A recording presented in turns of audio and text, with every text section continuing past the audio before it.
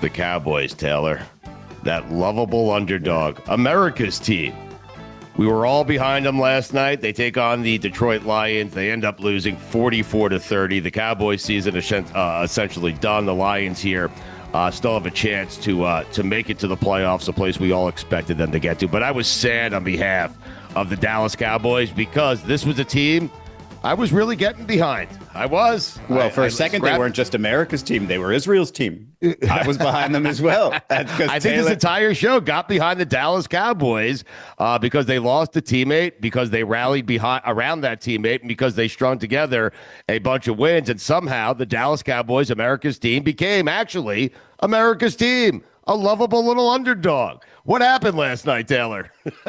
That fat lady is singing right now. Oh, yes. Wow, we got there already, huh? Struck midnight. Yes. So what happened, the Lions win 44-30, and Stu, my theory in what happened, we backed Dan Campbell into a corner, back against the wall, and Dan Campbell is the last coach you want to back into a corner. Is he? Really? Put it on the poll. Is Dan Campbell the last coach you want to back into a corner? I think he's right about that. Who would be other coaches you don't want to back into a corner? So, for starters, backing into a corner, like you're in a defensive mode, right? Like a bunch of people are attacking you. So we can just assume right off the bat, there's nobody in the NFL, the coaching circles, that knows like jujitsu or anything like that, right? Like that's off the table. Not that I'm aware of. I'm not. Okay. I mean, we shouldn't rule it out. Perhaps some of them do. I don't know. I can see McVay knowing it.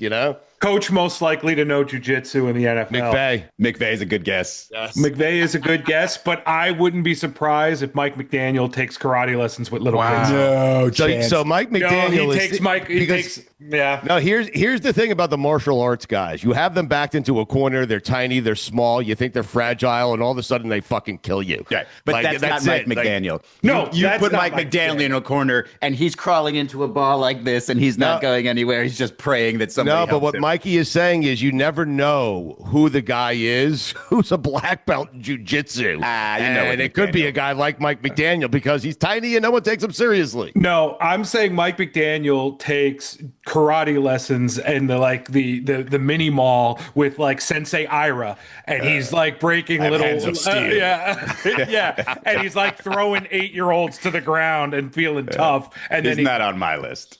No, but I think he takes karate lessons. No, that's Dan all. I'm Campbell. Who else? Yeah. Mikey, when you said you had a sneaky name, the name I thought you were going to go with that I could see, Jim Harbaugh.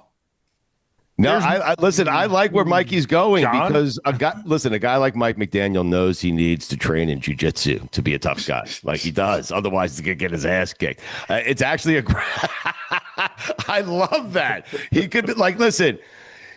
He's not going to be like on my Mount Rushmore of corners you don't want to coaches you don't want to back into a corner, but the unknown of Mike McDaniel makes him a very scary prospect if you were to back him into a corner. I've got a sneaky good one. Mike Tomlin.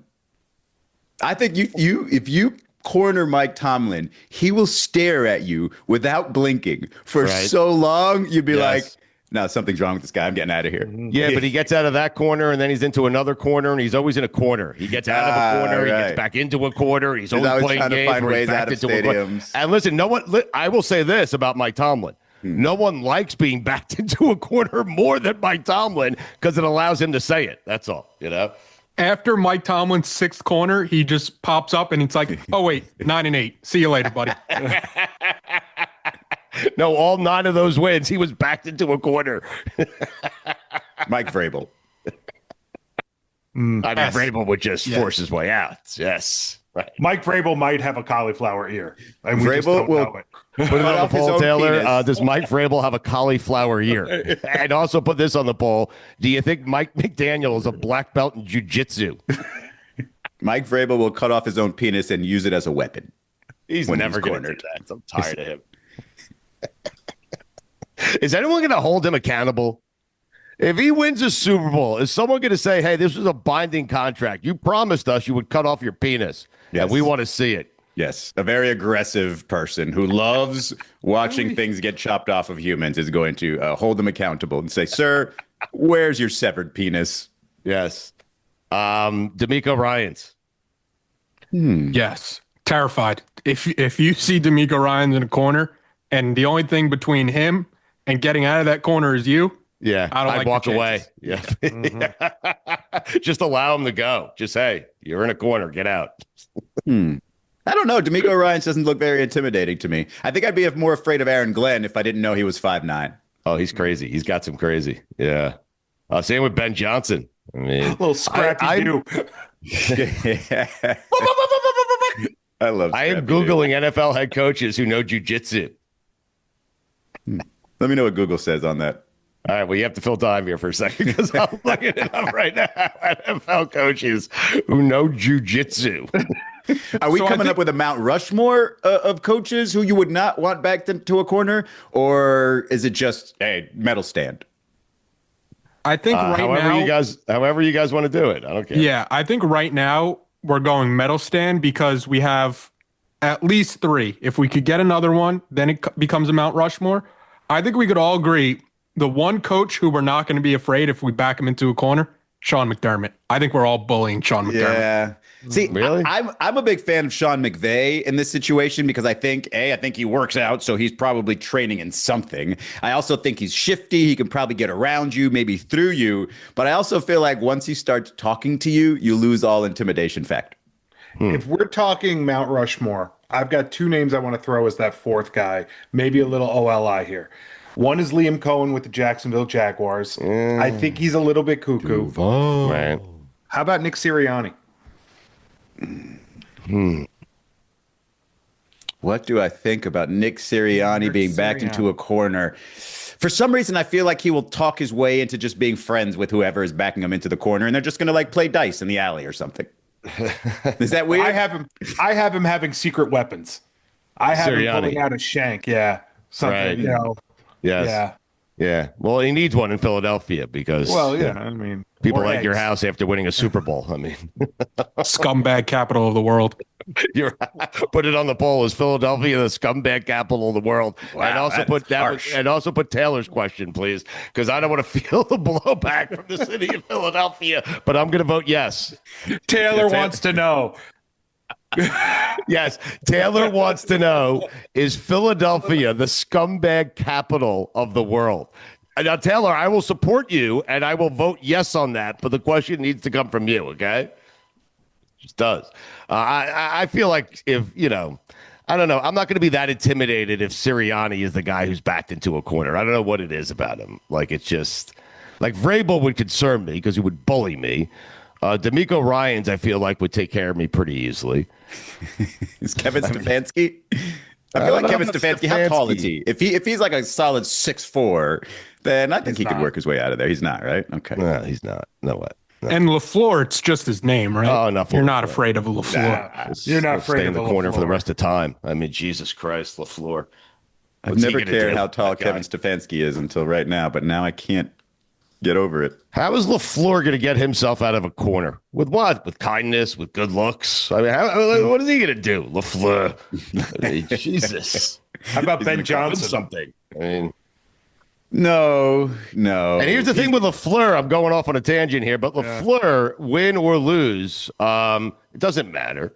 No one cares. He just sits in the corner. He's always cornered, but no one ever fires him. No one cares what LaFleur does in Green Bay. He's had some of the most talented teams and has done nothing with those teams, and yet LaFleur continues to be this young, great head coach of the NFL. Get out of here. So, Taylor, did he actually get himself out of this corner already, or is it still a dicey LaFleur's situation? always in a corner. No one cares. For Dan Campbell and the Lions, the team that actually played yesterday. Why am I so upset at LaFleur? I don't know where that came from. So I think Dan Campbell got himself out of the corner because now you're looking at the Lions' playoff probability. It's back over 50%. Seemingly, they can kind of control their own destiny coming in now. And it seemed like all it took was, one, playing a pretty bad Cowboys defense, and two, remembering, hey, we have Amon-Ra St. Brown, we have Jahmyr Gibbs, two of the most electric guys when the ball's in their hands. Did you guys say McDermott in the corner? I said you would not be terrified of him. The least terrified. He's a military guy. What are you talking about? He is? I mean, Thank you for your Green service. Beret. I mean, TYFYS. Let me be the first to thank him for his service. I think he is. I'm not sure. I have no idea, if I'm being honest. I just thought I heard it somewhere, like on a Monday Night Football game. I don't know. Guys, I think Dan Campbell might be trapped in that corner. Do you know who their next game is against? Who? It's at the Rams. Okay. And then they've got the Steelers, which is not that difficult of a game. They got the Vikings, which should be an easy one. But where do they end their season? In Chicago. Oh, wow. That Crazy is, quarter. Yeah, that's going to be Ben Johnson's showing out game. And it could be an elimination game for the Lions. I think he is squarely in that corner. He might have fought off a couple of people already, but Dan Campbell remains squarely in that corner. So he was in the corner, and there were Schottenheimer and all the other, and some other coaches, the rest of the coaches that he played. So we got past Schottenheimer, but you're saying he's almost out of the corner. But now McVay is coming up, and he's a black belt in jiu-jitsu, of course. There it is. Right. Yeah. I'm calling it now. That's going to be the Sunday night game in the last week of the season. Bears and Lions, winners in, losers going home. For sure. It's currently TBD, so you know it's last week rather. Oh, yeah. All Do they have that game set yet, Mike? Like, is there a game that is on the schedule for something? No, they keep it open, right? Week 18 is all TBD up until the week before. And then they try and put all of the conference matchups in the same time slot, except one game gets Sunday night. And that's going to be the Sunday night game. And it's win and you're in, lose and you're going home. So we just need to see training videos of Dan Campbell preparing every single week because he's the reason why this team will get out of this corner. Unless Google's letting me down, Sean McDermott has never served in the military. Oh, Oh boy. I feel like I let you down there. But I mean, Stolen Take valor. that back. if we believed you, that's on us. No, Taylor didn't believe me. He looked it up, and he was right to do so. Exactly. I mean, I said I'm not certain if what I'm saying is accurate. I have no idea if he spent a single day in the military or if any of his family members have. I don't know. He just seems like a military guy. That's all. Can Stugotz start every sentence with, I'm not sure this is accurate before he says it? Put that on the poll. You know what? AI overview. It's going to be on my tombstone. AI just gives Stugotz an out because it says here, while NFL head coach Sean McDermott has deep ties and strong support for the military, he does not have military service himself. Instead, the confusion often arises. No, it doesn't. It's only by Stugotz. The confusion often arises with other military veterans named Sean McDermott or Sean McCarthy, such as Captain Sean McDermott, a U.S. Navy retired captain. Yes. TYFYS, that guy. This wasn't even a question of whether or not Sean McDermott served in the military. Stu made him a Green Beret. I did. I made him Rambo. I mean, there's no way he would be this poor of a coach if he was that high up in the military. Oh, you're saying he'd be better? I mean, if you put a Green Beret on the head coach, you think he's going to have trouble with clock management? No, I don't think so. I think he'll be just fine under pressure. I also think I have the fourth coach that you don't want to back into a corner. Oh, okay. Dan Quinn. Ooh, he does look like an angry sumbitch. Yeah, well, he is. Ooh, very nice man. Does he flip the hat back when he does? He's in the corner and it just like Lincoln Hawk. Yes. I was just about to say, with the hat backward, that dude is getting out of that corner. With his hat on, forwards, he is one of the nicest men you will ever meet in your entire life. I've had the pleasure of meeting him. I've had the pleasure of speaking with him. But you're right. If he flips that hat on backwards, you are fucked. If he takes the hat off, he might do your taxes. But with the hat backward, that guy will kick your ass. He's a chameleon, that guy. Just depending on how he wears the hat.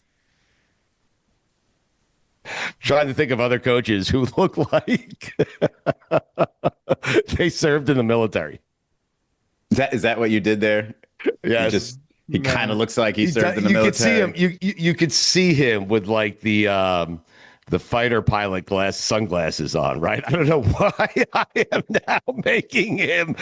I am casting McDermott in Top Gun. I was just going to ask if you just recently watched Top Gun, because I feel like that's just the image floating around in your head. It's always in my head. Now I'm trying to think of NFL coaches that you could see being a pilot in Top Gun. That's what I'm trying. And Cliff Kingsbury comes to mind, but he's not a coach. LeFleur's on that list for sure. LeFleur for sure. I could see Kingsbury with the dog tags on, playing a volleyball game, shirtless, high-fiving another pilot. I could see it all. Nah, it's got to be a head coach. He's not a head coach anymore. Okay, you're right. Pete Carroll through flu missions in Nam. Put it on And the poll. would be great. Does Pete Carroll look like he flew missions in Nam? And would be great in a Top Gun movie. Yeah, Pete Carroll. Yes, but he's like he's Tom Skerritt. He's the cagey vet who is the teacher. Yes, he's like the Yoda of fighter pilots. Right. It's not what we're doing, but Pete Carroll's getting out of the corner because he's going to run around you. He's getting out of the corner. He's not fighting his way out, but he's getting out. Sean McVay is Maverick. I mean, Iceman. Now we're doing two different things. Now we're Sean casting McVay, a doing Maverick seven or Iceman. things. Yes, We're doing 7 things. that's how I like it. You have Sean McVay as who? Iceman. Okay. Shanahan? Who, spoiler alert, dies? Let's Mike not do that McDaniel? yet. Why are we rushing to death here? Okay. I don't know. We're casting the movie. We already know what happens. Gannon and Steichen are the guys in the other planes that you never see their face because you couldn't identify them anyway. Yeah, definitely a Shane Steichen in there. They're just two ancillary pilots. They're part of just the crew. ancillary pilots, yeah. We don't know who they are, though. The ones that they shot down to let you know that the other side means business. How about LaFleur? He's the politician that does it wrong, that doesn't care about everybody. That's LaFleur. That's so funny. I'm casting a new movie here. I've never had so many much fun things. doing a show. What took me so long to get to coaches that would star in Top Gun? That's right. Sean McVay definitely has to be in the shirtless volleyball scene, right? Because I think that's what he's been working all off season for. He's a pilot. Yeah. Like if you want to do Mount Rushmore of coaches who look like they would be pilots in Top Gun. Oh, I'm losing my mind with everything we're doing here. I mean, Ben Johnson has already sent it his audition tape with that, pulling the shirt off in the locker room. That's his audition tape for the volleyball. Oh, that's right. That wasn't the best look for Ben Johnson, right? Like, if you're going to be proud enough to do that, you either have to go like, you got to be Andy Reid or you got to be like Sean McVay. You can't be like, middle-aged dad bod. Yeah. How do we feel about McDaniel as a fighter pilot? Terrible. No. Terrible. The man cares more about keeping his shoes clean.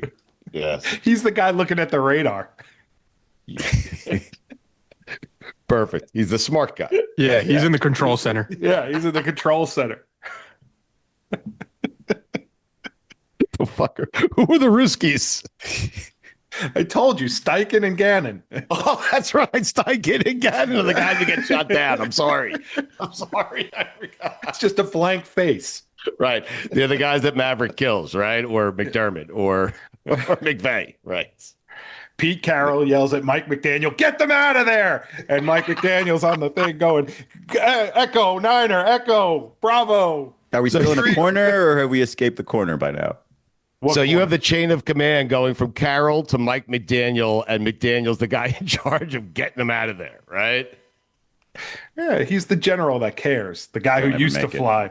Stugotz here. It's NBA tip-off week, and FanDuel is your home for live betting. Listen, support the people that support this show, and no one has supported us more than our friends at FanDuel. So even if you missed the start of the game or want to ride the hot hand, FanDuel has live bets on everything from who will score next to fourth quarter comebacks. Plus, you can even combine your live bets into a same-game parlay for a shot at a bigger payout. However you want to play, now is the perfect time to join because FanDuel has given new customers $300 in bonus bets if your first $5 bet wins. That's $300 in bonus bets if your first $5 bet wins. So just visit FanDuel.com to sign up today.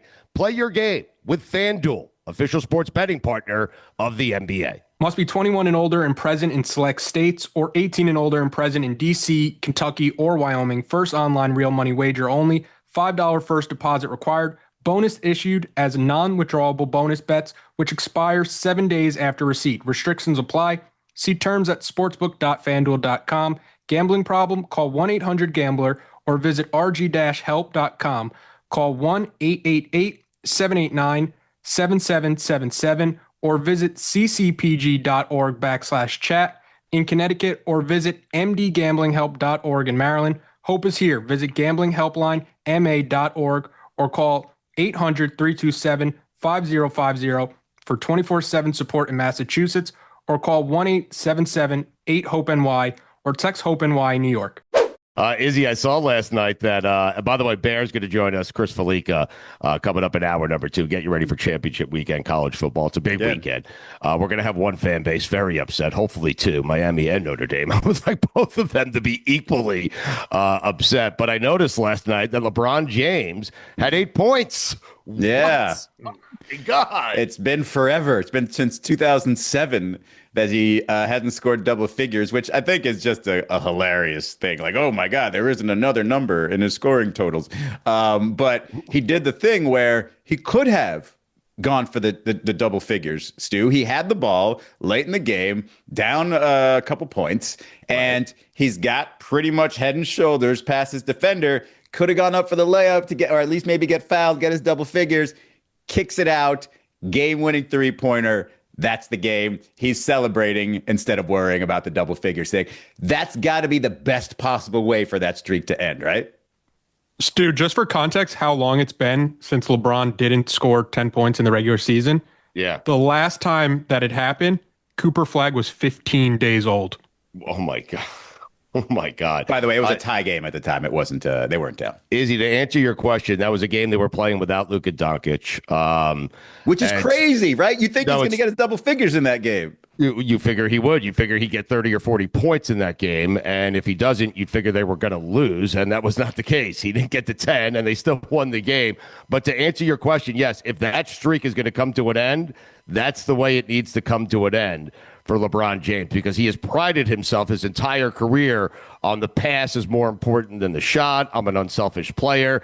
And at a time where he could have been selfish to get to 10 points, he said, no, I'm going to kick it out. We're going to win the game to a wide open guy who drained a three. That is LeBron in a nutshell right there. Yeah, I forgot that minor detail. It's not a minor detail. It was tied. So he could have done nothing, gone to overtime, gotten 5 more minutes to get that 10 points, but he didn't. He did 20. The right thing. I mean, right. He could have gotten anything. He could have gotten triple overtime and had the greatest game in his life, but did the kick out thing and finished, again, it was Austin Reeves with the big scoring numbers. He had 44, but LeBron nearly a triple-double, right? Oh, maybe not. 6 rebounds, 11 assists with his 8 points. So it's one thing.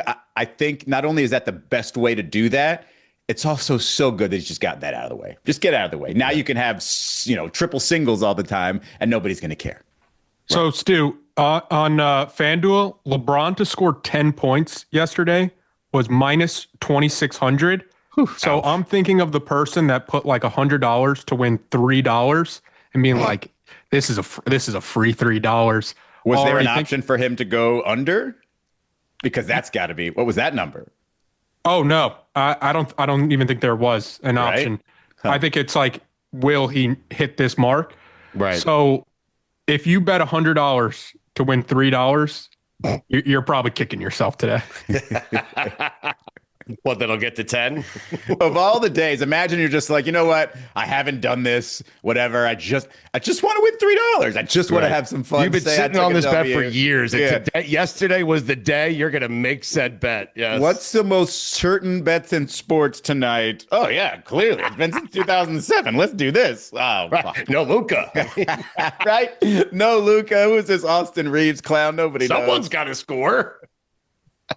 Unbelievable. He is the third wheel, by the way. I would love to find that person. Just find the person who lost on that bet, like who just decided, hey, tonight's the night. I'm just going to take the sure thing.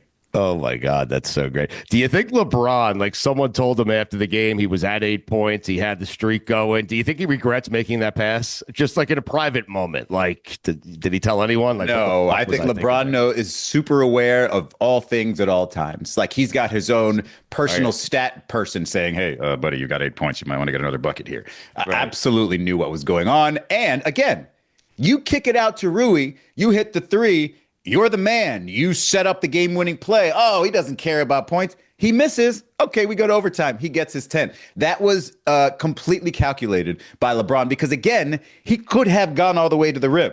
If Rui misses that shot, everybody's like, LeBron, what the hell were you doing? You should have just continued to the rim. Instead, Rui makes it and everybody wins. What are you guys most excited for? It's a fun weekend coming up.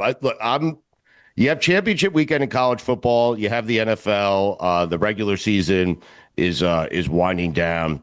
Golick told us earlier that he's happy that we're close to the finish line. I love the NFL from the standpoint of we all want to get to the finish line, and then a week after we cross the finish line, we miss the NFL again, and we want it back desperately. That always makes me laugh. The thing that's most interesting to me is we have a colossal college football game where it's 1 versus 2. Both teams are undefeated. They're playing for a championship. And what interests me about this game and really about this season, you have an undefeated Indiana team that I feel like nobody thinks is going to win the national championship. And I find that fascinating when you consider they're undefeated. Yeah, I mean, there's always... And they have the best player in the country, is he? Thank you for acknowledging that. Can we give him the Heisman now? No. I don't know how often there's that sort of plucky, undefeated or championship-seeking team. Like TCU, weren't they that just recently? Yeah. And then obviously got exposed a little bit at the end. Right. I don't think Indiana is that team that's going to get exposed, though. Like, I think Indiana has just forced its way into being legitimate, not just because of the coach and the quarterback, but they obviously have a great defense as well. So I feel like, they are legitimate regardless of what, the opinion is. I guess this is what I'm doing with Indiana. If you asked fans who has a better shot of winning a national championship this year, Indiana or Miami, I'm guessing a majority would say Miami. Going into Indiana. I would think, right? Mm-hmm. Indiana, Notre Dame. I think most people are going to say Notre Dame. Indiana, Alabama. I think most people are going to say Alabama. Georgia, Indiana. Most are going to say Georgia. My point is no one believes in Indiana. Yeah. And I'm not certain what we're doing there because they're every bit as talented as any of the teams I just mentioned. But I think it's just Indiana never being good at football. That has people kind of thrown off a little bit in terms of what they think Indiana can do. So the public perception might be off with Indiana, but FanDuel and the odds for national championship odds are telling you Indiana has the second best chance to win a national championship. Ohio State's the favorite at plus 180. Indiana's at plus 380. And then the next closest team is Georgia at plus 800. Wow. Was there a what are you most excited about question before all that, Stu? Because that's a very good Friday question.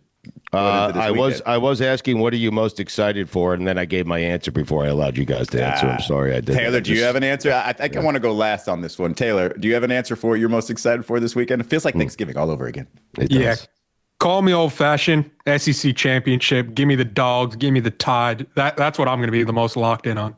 The SEC championship game, even though it kind of feels like, are the both stakes really there for that? Right. Like, if Alabama loses, are they probably still in if they lose? Both teams should be. Right. Unless Alabama gets like absolutely destroyed.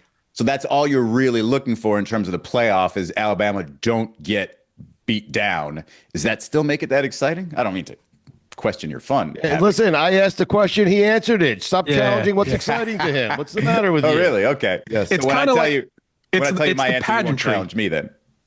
It's the pageantry of SEC football. Right. Yeah. Okay. Yes, it's tradition. It's two teams. It's Alabama. It's Georgia. It's a big game. He's excited, even though both teams are going to get in regardless of the outcome. He's allowed to be excited for it. What are you doing to him? Even though it's by then it'll be the 4:00 game. You'll have already seen BYU Texas Tech, which is the more interesting one for me. Okay. Is that what you're most excited for? No, I'm not giving my answer yet, Mikey. Okay. Well, no, we all know it's going to be an NBA game over there, just like we all know it's going to be an NFL. No, game. I know what it is. I think he knows. Yeah. Taylor's got I do. Oh, I do know. Say hi to Whittingham for me. But I'm going to say you always want a rivalry and you always want big stakes. So give me Packers-Bears. Packers-Bears is what you're most excited about. Ohio State, Indiana was right there for you when you went Packers-Bears. Okay. Ohio State, Indiana is not a rivalry. It's a big. Okay. You know what? I'm not even going to make an argument for a game that's not my pick. So I'm with Mikey on this one because the Bears are coming in with all the momentum, But if you ask Bears fans, they feel like they have to beat the Packers to kind of validate where they are this season. And then if you're the Packers, you've kind of owned the Bears for however long this game has been being played in recent history. So I do think there are some stakes there. Can't let him have it now. Can't let him have it now. Personally, again, if we're going NFL, I'm taking Texans Chiefs. You want to talk about stakes right there for a Chiefs team that everybody loves. Okay, against this Texans team with great defense. It's at night, Sunday night. That would be my pick. Just saying. Right. I'm surprised Taylor didn't go Duke, Michigan State. That's college basketball. I mean, there you go. That is college basketball. It's a good game, and good luck backing Tom Izzo into a corner. Jesus Christ. Taylor, do you want to tell them my pick that I'm most excited about for the weekend? I want Taylor to tell them your pick and then have Taylor challenge your pick the way you challenged his. Go ahead. Please do. I know he's gonna. All of you are gonna. It's got to be Inter Miami, the Vancouver Whitecaps. Yeah. Of course, it's the MLS Cup, which was conveniently moved back a little bit, so it doesn't really interfere with the SEC championship game, except for the final few minutes. So, in the beginning of an SEC championship game, it's not going to mean anything. Make sure you're watching the soccer game. Okay, if that one's close. Yeah, I have 2 TVs and multi-view, and that won't even make a quarter of one of the screens. Yes, so you can have as many as 8 games on your TV, and you will not have I'll put Top Gun and Top Gun Maverick. That a boy. Yes. Say hi to McVay for me. No, 2 porns. I would absolutely. You have to watch Messi. He's the greatest. He's the GOAT. Who? He's my neighbor. I don't have to do anything.